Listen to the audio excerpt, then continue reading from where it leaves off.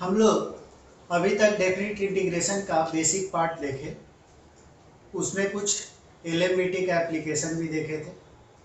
आज हम लोग डेफिनेट इंटीग्रेशन में प्रॉपर्टीज पढ़ेंगे।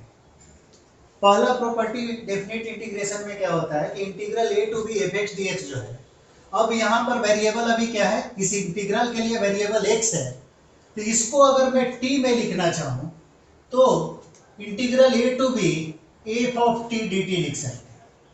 इसको प्रूफ आप आसानी से कर सकते हैं। कैसे?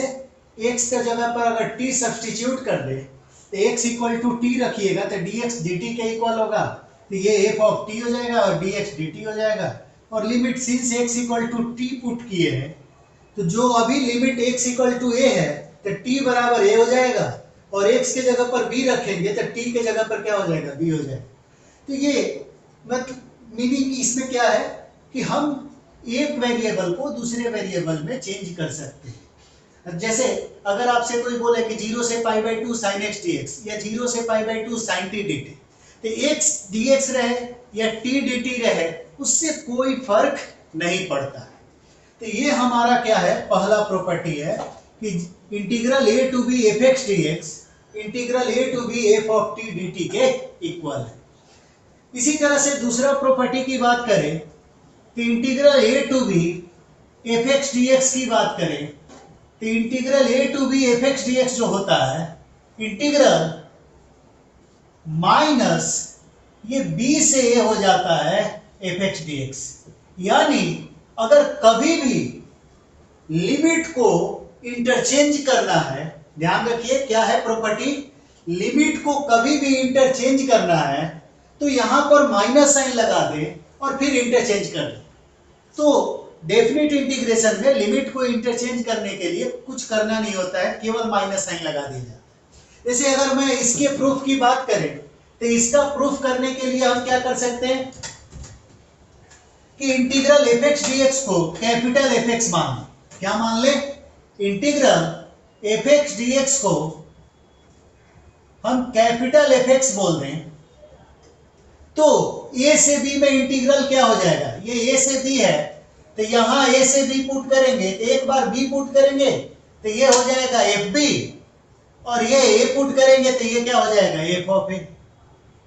और सेम यहां पर integral F x D x यही है, तो integral F x D x यहां पर अगर कोई देखे तो ये माइनस साइन है तो ये माइनस तो रहेगा ही रहेगा, और एफ एक्स का इंटीग्रल क्या है, कैपिटल एफ एक्स, और लिमिट क्या है, b से।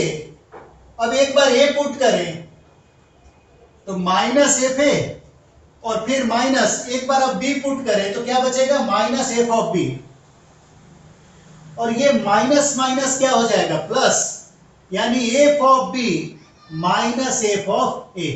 और ये दोनों हमें क्या दिख रहा है कि सेम है, इसका मतलब कि ये और ये दोनों क्या है, सेम है।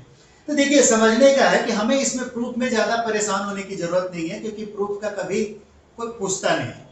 लेकिन हाँ, एप्लीकेशन बहुत इंपॉर्टेंट है कि कभी भी हमें कई बार लिमिट को चेंज करना पड़ता है, अपने क्वेश्चन को करने के दौरान लिमिट चेंज करने की जरूरत पड़ती है। और जब लिमिट को चेंज करना होता है तो अगर a से b है और मुझे b से a में लाना है तो केवल हमें क्या करने की जरूरत है, एक माइनस साइन लगाने की जरूरत है। a से b को b से a कर दें, एक माइनस साइन लगा दें तो आसानी से क्या हो जाएगा, इक्वल हो जाएगा, और हमारा लिमिट चेंज हो जाएगा। इसके बाद एक और प्रॉपर्टी देखते हैं। सबसे पहले एक प्रॉपर्टी और देखें, तीसरा प्रॉपर्टी, ये सेकंड प्रॉपर्टी था। Third property integral a to b f x D x है, और integral a to b f x D x को हम इसको दो पार्ट में बांटना चाहते हैं, किसी भी दो इंटीग्रल में ब्रेक करना चाहते हैं। तो ये a से c f x D x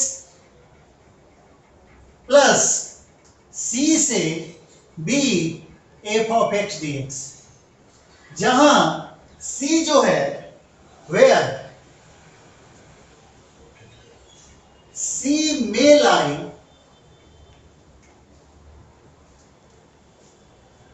inside or outside of a to b. मतलब C जो है A से B के बीच में भी हो सकता है और A से B के बाहर भी हो सकता है, मतलब इस इंटरवल के बाहर भी हो सकता है। तो integral A to b f x D x को A से C और C से B लिख सकते हैं। इसका भी प्रूफ करने का जो अभी हम लोग थोड़ी देर पहले यूज किए थे कि एफ एक्स डी एक्स का इंटीग्रल को कैपिटल एफ एक्स मान लें तो F of B minus F of A हो जाएगा, और ये क्या हो जाएगा F of C minus F of A plus F of B minus F of C, और एफ सी कट जाएगा तो बचेगा क्या F of B minus F of A. तो ये आसानी से जैसे हम लोग पीछे वाला प्रॉपर्टी 2 को प्रूफ किए थे एग्जैक्टली सेम तरीके से भी प्रूफ कर सकते हैं मैथमेटिकली, और अगर हम चाहें तो ज्योमेट्रिकली भी इसका प्रूफ देख सकते हैं। जैसे एक केस हम मान लें कि C inside of A to B है, तो गौर करें लेट से ये A है और ये B है और ये कहीं C है, तो A से B में एफ एक्स डी एक्स, अगर ये एफ एक्स का ग्राफ है तो A से B में एफ एक्स डी एक्स का इंटीग्रल का क्या मतलब है, तो A से B में एफ एक्स डी एक्स का इंटीग्रल का मतलब इस पूरे एरिया की बात हो रही है। और अब बोल रहा है कि A से C और C से B, लेट से अगर C पॉइंट A है तो A से C में एफ एक्स डी एक्स का इंटीग्रल, इसका वैल्यू क्या होगा, तो ये वाला पोर्शन, और C से B में कौन सा होगा, तो C से B में ये C से B का पार्ट है तो ये वाला एरिया। तो क्या आप देख पा रहे हैं क्या कि ये total area is equal to this area A1 और इसको A2 बोल दे, तो total area equal to A1 plus A2। तो ये टोटल एरिया है, ये A1 है ये A2 है, और A1 प्लस A2 करेंगे तो क्या ये टोटल एरिया आ रहा है, तो बिल्कुल आ रहा है, तो आ रहा है, यानी ये आसानी से हमारा क्या हो गया प्रूफ हो गया। इसी तरह से अगर C बाहर लाई कर रहा है, A से B के बीच में नहीं लाई कर रहा है, लेट से ये A है ये B है और ये ऐसे फंक्शन है और ये लेट से C है, तो मेरा required integral A to b f x D x required क्या होगा, तो जो रिक्वायर्ड पोर्शन है इंटीग्रल, हम लोग लास्ट लेक्चर में समझ चुके हैं कि इंटीग्रल क्या देता है ज्योमेट्रिकली, ये एरिया को डिनोट करता है और वो एरिया विथ साइन रहता है, और साइन कैसे डिसाइड होता है हम लोग देखे थे। तो ये integral A to b f x D x, A से B में एफ एक्स डी एक्स यानी ये वाला एरिया हुआ। अब देखिए ये क्या है A से C f x D x, तो A से C f x D x यानी ये A है ये C है, तो ये यहां से लेकर यहां तक का एरिया की बात हो रही है, तो ये A से C में पूरा इस एरिया की बात हुई, तो ये total this area equal to ये टोटल एरिया, ये A से C का क्या मतलब हुआ, तो A से C में ये टोटल एरिया हुआ जो ये पूरा, और इस पूरे एरिया में C से B की बात करें तो C से B यानी पहले में A से C आया और इस बार में C से B, यानी इस बार dx का डायरेक्शन अपोजिट हो चुका है, यानी ये एरिया विथ निगेटिव साइन आएगा। तो अगर इस टोटल में इस एरिया को निगेटिव साइन के साथ ऐड करें यानी हमारा बचेगा क्या, यही वाला पोर्शन।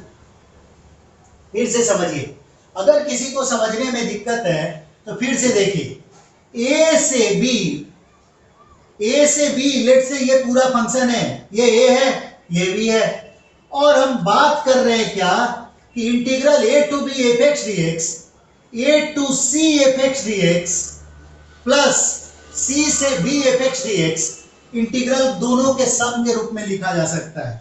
तो गौर करिए हो क्या रहा, A से B f x D x यानी ये total area with positive sign है, इसी तरह से A से C में तो यानी ये total area with positive sign, और C से B, इस बार B से C नहीं है ये C से B है, तो जब C से B होगा तो ये एरिया कैसे आएगा विथ निगेटिव साइन, तो निगेटिव साइन यानी इस टोटल एरिया में अगर ये पोर्शन हट जाएगा तो बचेगा क्या A से B, तो A से B f x D x. तो आप ज्योमेट्रिकली भी प्रूफ कर सकते हैं, बस आपको सोचने आना चाहिए, और थोड़ा थोड़ा एकदम बेसिक से मैं आपको पढ़ाने की कोशिश कर रहा हूं कि आप सोचने सीख जाए। तो यहां पे आपको क्या दिखा कि integral A to B f x D x, integral A to C f x D x plus C से B f x D x के क्या है इक्वल है।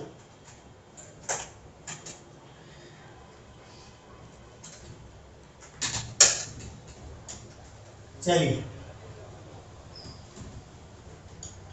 कुछ एग्जाम्पल करके देखते हैं। इन प्रॉपर्टी को यूज करते हुए कुछ एग्जाम्पल हम लोग सॉल्व करके देखें।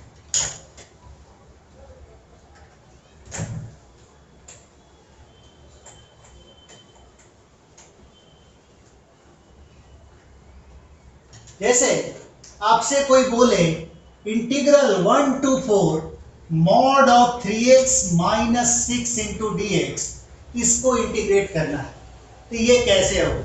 तो ये यहां पर एक्चुअल में मॉड हमें क्या कर रहा है, प्रॉब्लम कर रहा है। मॉड क्या कर रहा है कि मॉड को हमें डिफाइन करना पड़ेगा, और मॉड कैसे डिफाइन होता है तो सबको पता है कि ये मॉड के अंदर का टर्म कहां जीरो हो रहा है। तो मॉड के अंदर का टर्म 2 पर जीरो हो रहा है, 3x माइनस 6 इक्वल टू 0, यानी x इक्वल टू 2 पे जीरो हो रहा है।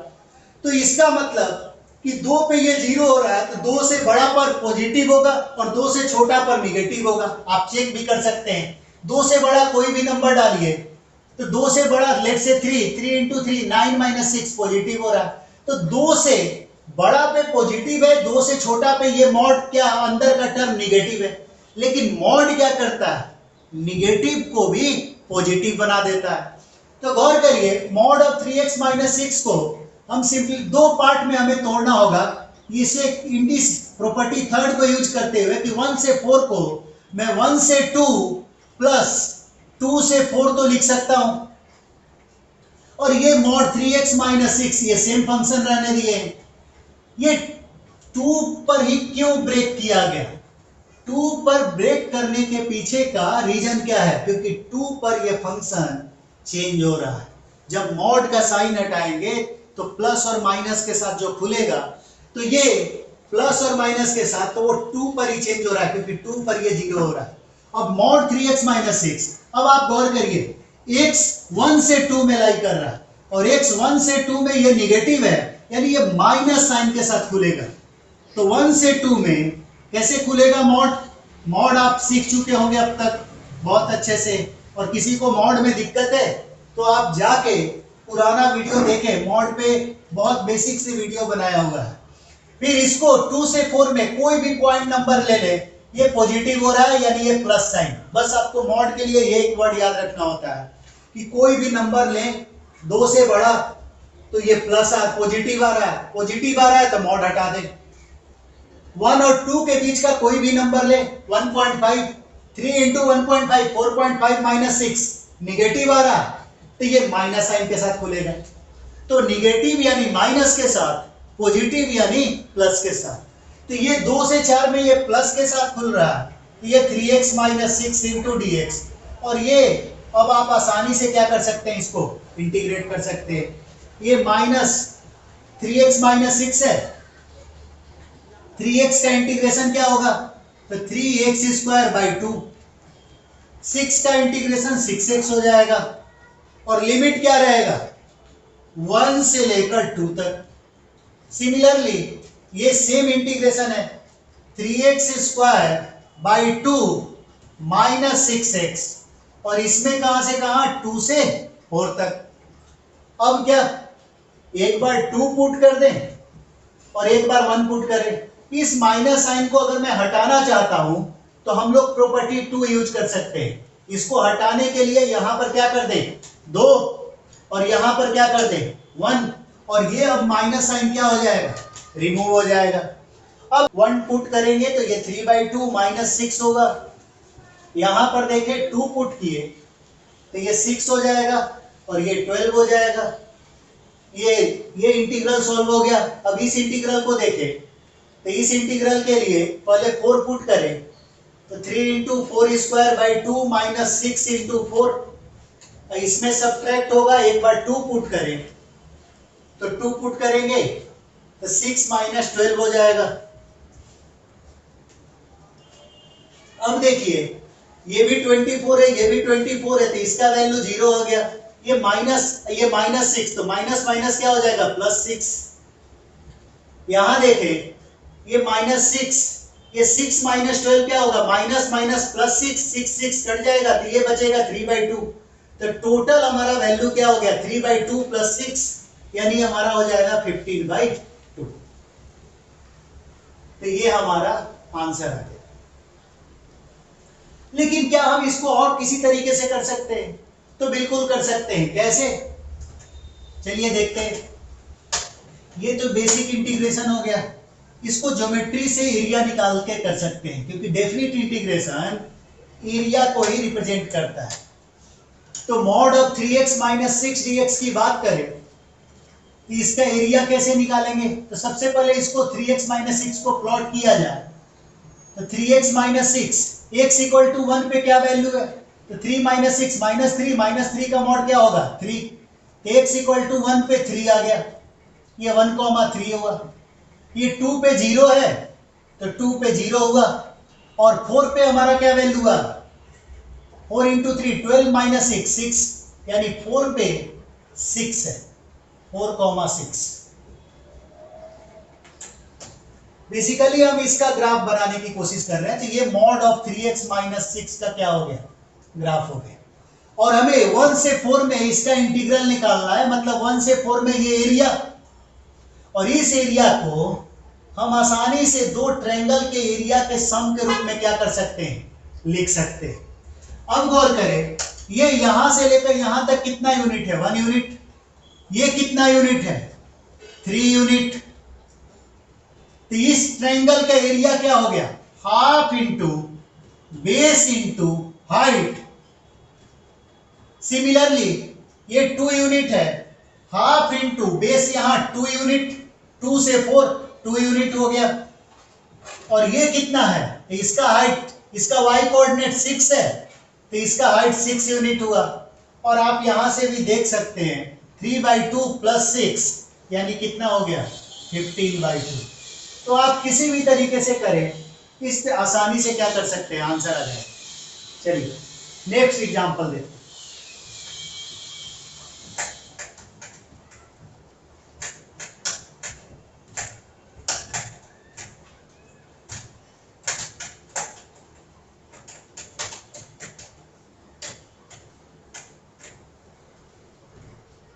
इंटीग्रल 0 से 4 greatest integer of 2 root x into dx,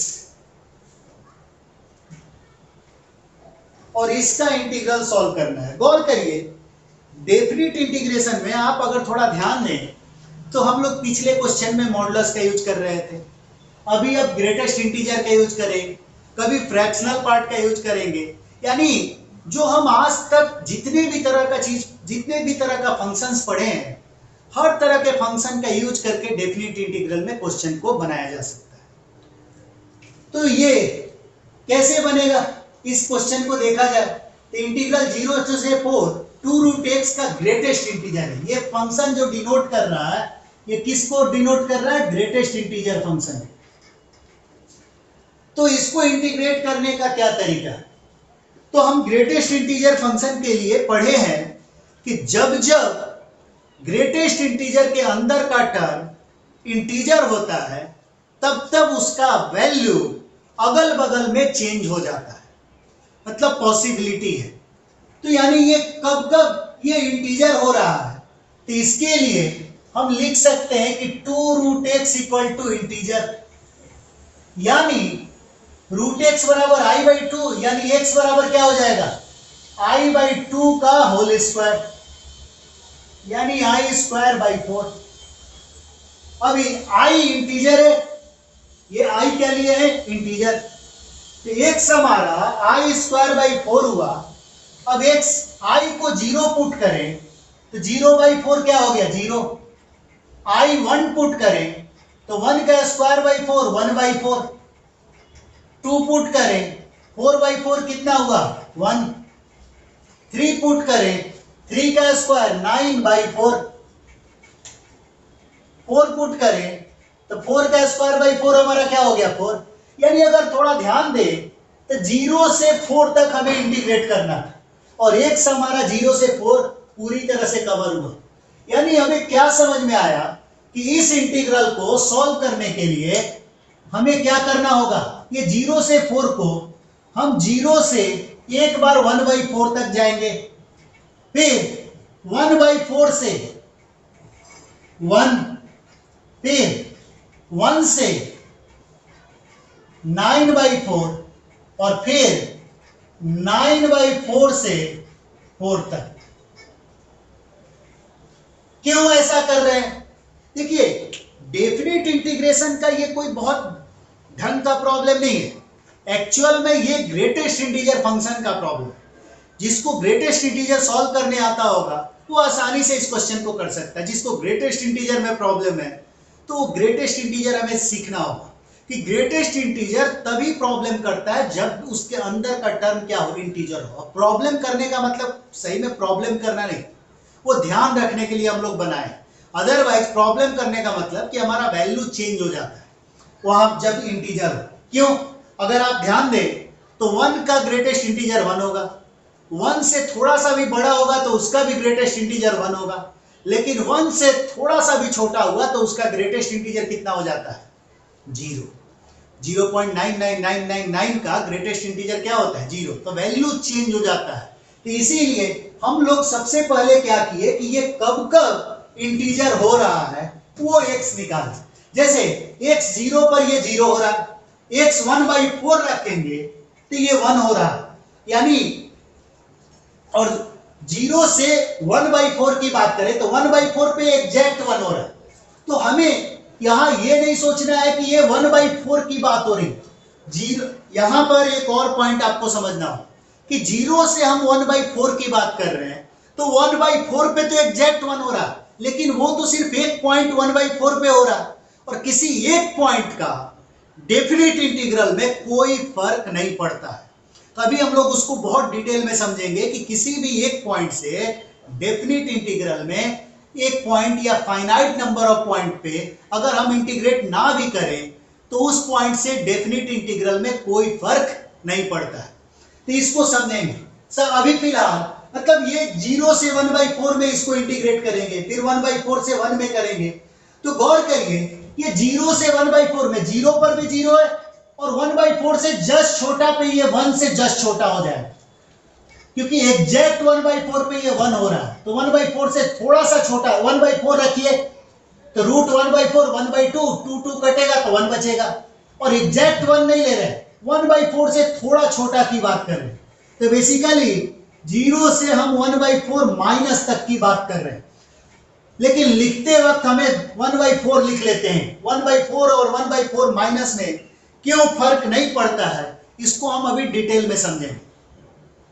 चलिए, तो ये 0 से 1/4 हुआ और यहां पर इसका वैल्यू 0 से 1 में लाई कर रहा है, तो 0 से 1 का ग्रेटेस्ट इंटीजर क्या होगा? 0। तो ये 0 इंटू dx हो जाएगा। सिमिलरली 1/4 से 1 की बात करें तो 1/4 पर ये 1 हो रहा है और 1 पे क्या हो रहा है? 2 इंटू रूट 1 यानी 2 है। तो 1 से 2 के बीच में इसका वैल्यू लाई कर रहा है और 1 से 2 में वैल्यू लाई करेगा तो उसका ग्रेटेस्ट इंटीजर क्या होगा? 1 होगा। केवल 2 पर 2 होगा, लेकिन हम उस एक पॉइंट को क्या कर रहे हैं? हटा रहे हैं। क्यों हटा रहे हैं हम बहुत ढंग से समझेंगे। तो पहले इंटीग्रेट कर ले तो 1/4 से 1 में ये 1 से 2 के बीच में लाई कर रहा है और केवल एक पॉइंट पे 2 हो रहा है, बाकी हर जगह पर 1 1.1 1.2 बढ़ते बढ़ते सब 2 पड़ गया। तो इसका वैल्यू क्या हुआ? 1। तो 1 इंटू dx। सिमिलरली ये क्या हो जाएगा? 2 से 3 में लाई करेगा तो 2 इंटू dx, और ये क्या हो जाएगा? कहां से कहां तक? 1 से 9/4 में, और ये क्या हो जाएगा? 9/4 से 4 में, 9/4 से 4 में ये 3 इंटू dx हो जाएगा इसका वैल्यू। और अब देखिए इसका इंटीग्रल तो 0 हो गया। 1 इंटू dx का इंटीग्रेशन क्या हो जाएगा? x। 1/4 से 1, फिर 2 इंटू dx यानी 2x। ये कहां से कहां? 1 से 9/4, और 3 इंटू dx का इंटीग्रल क्या होगा? 3x। 9/4 से 4। अब एक बार वैल्यू पुट कर दे तो 1 माइनस 1/4 कितना हो गया? 3/4। इसके बाद x के जगह पर 9/4 पुट करेंगे तो 2 इंटू 9/4 यानी 9/2 हो जाएगा। 1 पुट करेंगे तो 2 इंटू 1 तो -2। फिर एक बार 4 पुट किए तो 12 और 9/4 पुट किए तो 27/4 हो गया और इसका ऐड कर दे वही हमारा क्या हो जाएगा, आंसर हो जाएगा। तो ये आप कर सकते हैं। देखिए सबसे पहले अब हम ये समझते हैं कि किसी भी डेफिनिट इंटीग्रल में किसी एक point, 2 point, finite number of point पे अगर मैं हटा भी दूं इंटीग्रल में से तो कोई फर्क नहीं पड़ता है। ऐसा क्यों? ऐसा इसलिए क्योंकि आप गौर करें, हम लोग डेफिनिट इंटीग्रेशन में इंटीग्रेशन एज अ सम पढ़ेंगे बाद में, ऐसे आप बेसिक से देखें। जैसे मैं कहना ये चाह रहा हूं कि कोई फंक्शन है a से b में इंटीग्रेट करना है और मैं कह रहा हूं कि इसमें ये इस पॉइंट पे हमें नहीं इंटीग्रेट करना, कोई एक पॉइंट पे मैं हटा दिया। तो गौर करिए यहां से लेकर यहां तक का जो एरिया है उसमें मैं केवल एक पॉइंट पे एरिया हटा रहा हूं और ये किसी एक पॉइंट पे अगर एरिया को हटाएंगे तो ये विड्थ किसको टेंड कर रहा है? जैसे ये हाइट इंटू विड्थ ये एरिया होगा और ये विड्थ 0 को टेंड कर रहा है। और हाइट कितना भी हो जाए, कितना भी फाइनाइट नंबर हो, हाइट को फाइनाइट होना चाहिए। अगर हाइट फाइनाइट है और विड्थ 0 को टेंड कर रहा है तो finite number height, this height into width is area और ये एरिया ये 0 को टेंड कर रहा है, तो इसीलिए कोई फर्क नहीं पड़ता है। मतलब डेफिनिट इंटीग्रल में किसी एक पॉइंट पे अगर हम इंटीग्रल में से किसी एक पॉइंट को हटा भी दें तो कोई फर्क नहीं पड़ रहा। ऐसा क्यों? क्योंकि विड्थ 0 को टेंड कर रहा है। हाइट लेट से कुछ भी हो, अगर ये पोर्शन को मैं इस हाइट इंटू विड्थ 0 करें तो हाइट लेट से 10 है तो 10 इंटू 0 भी 0 होता है। अब 0, इस 0 को ऐड करे चाहे नहीं करे कोई फर्क नहीं पड़ता है। कब? जब किसी एक पॉइंट पे हटाना हो, 10 पॉइंट पे हटाना हो। जैसे लेट से ये 10 पॉइंट पे ये फंक्शन आपका क्या हो जाए, या 3 पॉइंट पे ये फंक्शन डिसकंटिन्यूअस है, लेकिन किस तरह का? किसी इंटरवल में डिसकंटिन्यूअस नहीं होना चाहिए, सिर्फ और सिर्फ कुछ पॉइंट पे discontinuous, finite number of points पे, मतलब 2 पॉइंट, 10 पॉइंट, 100 पॉइंट, 1,00,000 पॉइंट, मतलब फाइनाइट नंबर ऑफ पॉइंट्स पे अगर फंक्शन डिसकंटिन्यूअस है और तब हमें इंटीग्रेट करना है तो इसे इस पॉइंट का कोई वैल्यू नहीं है, इसके पीछे परेशान होने की जरूरत नहीं है। मतलब जो integral a to b fx dx इसका एरिया होगा वही इसको हटाने के बाद भी होगा। क्यों? क्योंकि हर एक स्ट्रिप का एरिया 0 प्लस है और लेट से 50 पॉइंट है तो 50 इंटू 0 प्लस भी 0 प्लस ही होगा। ये इनफाइनाइट स्ट्रिप में से 50 स्ट्रिप को हटा रहे हैं। इनफाइनाइट विड्थ, जैसे होता क्या है कि इसको हम लोग देखेंगे बाद में कि इसको हम इनफाइनाइट स्ट्रिप में बांटते हैं और उस इनफाइनाइट स्ट्रिप में से अगर मैं 2 या 4 स्ट्रिप को हटा भी दूं तो कोई फर्क पड़ता नहीं है। समझ रहे? तो जैसे अगर मैं आपसे कहूं इसलिए इसमें 2 पर जैसे बार बार कि 0 से 1/4 तो ये 0 ले लिए, क्यों? क्योंकि ये 1 एक पॉइंट पे हो रहा है और 1 से 1 का इंटीग्रेशन को हम हटा दे रहे, उसका हम टेंशन नहीं ले रहे, इसलिए कोई फर्क नहीं पड़ रहा। जैसे अगर हम आपको एक क्वेश्चन दे, इंटीग्रल 0 से π/2 sin x dx, तो इसको इंटीग्रेट करेंगे तो आप बोल देंगे कि इसका वैल्यू कितना है, 1 है। और यही मैं बोलूं कि नहीं fx है sin x, जब x बिलोंग्स टू 0 से π/2 माइनस कोई सेट a है और ये fx इक्वल टू 2 हो जाएगा जब सेट x बराबर सेट a है और सेट a का वैल्यू क्या है, तो लेट्स से 1/20, 2/20, 3/20, 19/20, मतलब लेट्स से ये 19 पॉइंट लेंगे। तो इस पॉइंट, अब इस और आपसे पूछे इंटीग्रल 0 से π/2 fx dx का वैल्यू क्या होगा, तो ढंग से समझिए। यहां पर इस fx equal to sine x का ग्राफ बनाना है, f x equal to sine x का ग्राफ बनाना है, लेकिन इन सारे पॉइंट पे हमें ग्राफ 2 का होगा। किसका होगा? 2। तो ये लेट से मान ले यहां पर 2 है, ये 2, इस तरह से 20 पॉइंट पे 1/20, 2/20, 3/20 इन सब पे 2 है, और यहां पर क्या है? Open open open. इस तरह से कुछ बहुत सारे 20 पॉइंट 19 पॉइंट पे सब क्या है? ओपन। और अब हमें इस पे इंटीग्रेट करना है। तो आपको समझ में आना चाहिए कि ये फाइनाइट नंबर ऑफ पॉइंट्स पे डिसकंटिन्यूटी की बात हो रही है। मतलब बहुत सारे पॉइंट पे नहीं, किसी इंटरवल में डिसकंटिन्यूअस नहीं है। ये फंक्शन कहां पर डिसकंटिन्यूअस है? कुछ पॉइंट पे। और कुछ पॉइंट पे डिसकंटिन्यूअस होने से कोई फर्क नहीं पड़ता एरिया में।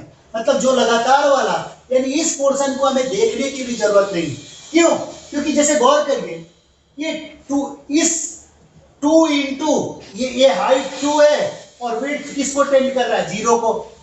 तो विड्थ बार बार जो 0 होगा, तो 2 इंटू 0 प्लस 0 प्लस, और 20 बार भी 0 प्लस को जोड़ेंगे तो वो भी क्या होगा? 0 को ही टेंड करेगा। तो ये पूरा वैल्यू हमें इससे कोई फर्क नहीं पड़ा इंटीग्रेशन में। मतलब हमें क्या करना है? इस 20 पॉइंट को नेग्लेक्ट कर देंगे, और नॉर्मल ये पूरा जो एफ एक्स डी एक्स है, एफ एक्स को साइन एक्स ले लेंगे, और साइन एक्स को इंटीग्रेट कर देंगे, और कुछ नहीं करना। और साइन एक्स डी एक्स का इंटीग्रेशन क्या होता है? तो साइन एक्स का इंटीग्रेशन क्या होता है? Minus cos x. और लिमिट एक बार 0 से π/2 पुट करेंगे। ये माइनस साइन हटाना चाहते हैं तो cos x, और ये लिमिट क्या हो जाएगा? चेंज हो जाएगा प्रॉपर्टी 2 से, और एक बार 0 पुट किए तो cos 0 1, और π/2 पुट किए तो cos π/2 0। तो ये आंसर क्या हो गया? देखिए यहां पर मैं आपको एक बहुत इंपॉर्टेंट पॉइंट दोबारा से रिवाइज कराना चाह रहा हूं। क्या?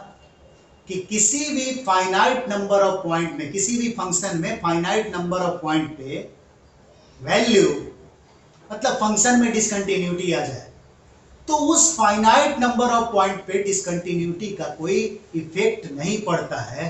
उसके पीछे का क्या रीजन है? उसके पीछे का एक सिंपल सा लॉजिक है कि हाइट इनटू विड्थ से, ये इनफाइनाइट विड्थ में, इनफाइनाइट स्ट्रिप में बटा होता है 0 प्लस विड्थ का। और उस 0 प्लस विड्थ का इनफाइनाइट स्ट्रिप में अगर मैं 10 स्ट्रिप, 20 स्ट्रिप, 50 स्ट्रिप, 500 स्ट्रिप, या इवन 1 लाख स्ट्रिप भी हटा दूं तो कोई फर्क नहीं पड़ेगा। चलिए इसी के साथ आज यहीं पर रखते हैं, नेक्स्ट लेक्चर में और पढ़ेंगे। Thank you.